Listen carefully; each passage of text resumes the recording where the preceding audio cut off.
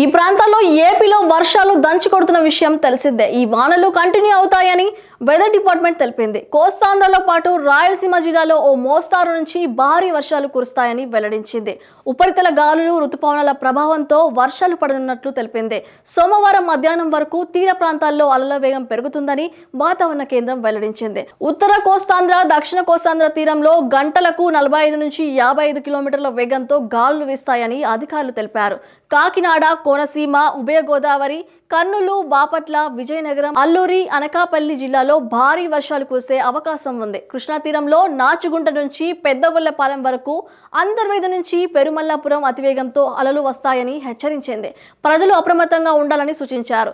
నెల్లూరు తీరంలో కోరమండలం నుంచి వట్టూరుపాలెం వరకు, పశ్చిమ గోదావరి తీర ప్రాంతం అంతటా అతివేగంతో అలలు వీస్తాయని పేర్కొంది. హార్బర్లు, మెరైన్ కార్యకలాపాల్లో అలర్ట్ గా ఉండాలని వాతావరణ శాఖ సూచించింది.